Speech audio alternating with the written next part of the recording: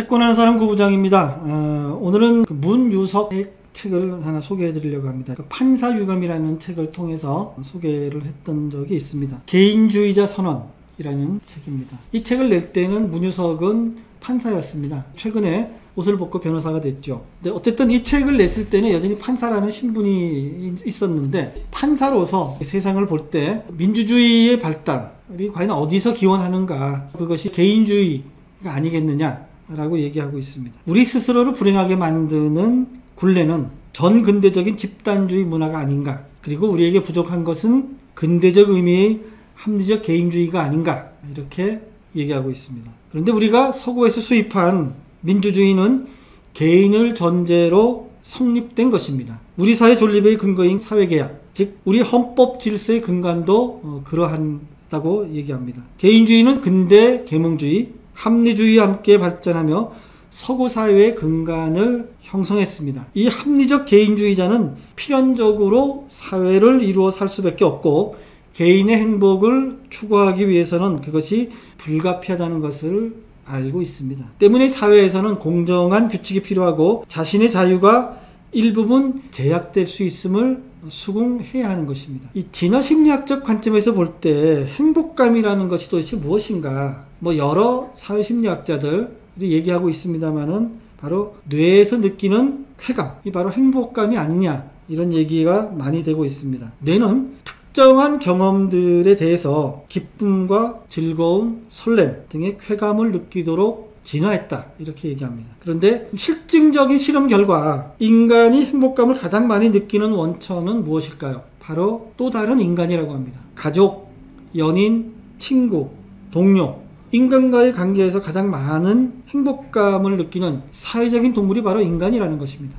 인간도 다른 생물체처럼 생존과 번식이라는 유전자의 명령이 핵심 과제입니다. 오랜 시간 이 명령을 수행하는데 가장 필수적인 자원은 동료 인간들이었습니다. 동료와 이성과 어울리는 활동을 할 때 뇌에서는 쾌감이라는 보상을 주어서 이를 촉진시키는 쪽으로 진화했다라고 진화심리학은 설명하고 있습니다. 사람들은 도덕적 판단을 하는 데 있어서 자신이 속한 사회 집단의 의견에 의존하는 경향이 있다, 이렇게 얘기합니다. 그래서 의견이 나뉘는 사안에 대해서 반대되는 입장의 상대방을 설득하는 것은 거의 불가능하며, 반대 의견을 듣고 나면 오히려 기존의 신념을 강화하기 일쑤라고 합니다. 그래서 실제로 변화를 도출하는 것은 집단 내에서 열렬히 환영받는 과격한 목소리가 아니라 집단 내의 온건하고 합리적인 사람들이 흔들릴 수 있는 작고 부드러운 다른 목소리라고들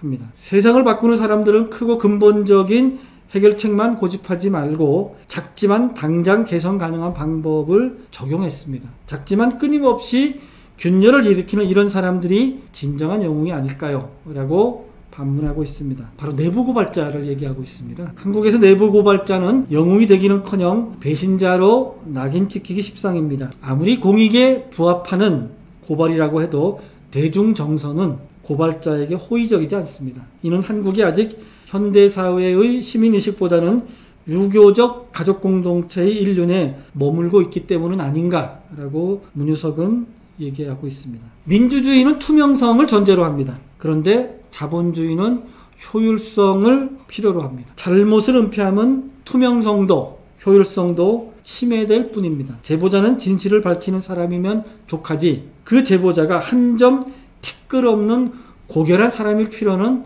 없다는 것입니다. 과연 누가 우리에게 이익을 주고 누가 우리에게 손해를 끼치는지 정신 차리고 봐야 된다. 내부 고발자가 시민이익의 대변자로 보호받고 보상받아야 권력자들이 긴장하게 된다. 바로 자유민주주의의 기본은 권력에 대한 견제와 균형 감시이기 때문이다. 문유석의 글을 읽어보면 판사이지만 판사스럽지 않게 글을 쓰고 있습니다. 굉장히 인간적인 얘기들이 많습니다. 또 다양한 인문서와 사회과학서가 인용되기도 하고, 사람들이 살아가면서 겪는 소소하지만 중요한 일상사를 다시 되짚어서 보게 만들기도 합니다. 그래서 저는 문유석의 글이 좋은가 봅니다. 여러분도 문유석이라는 글쟁이의 글을 한번 좀 보시고 저와 같은 소소한 기쁨을 느껴보시기를 권합니다.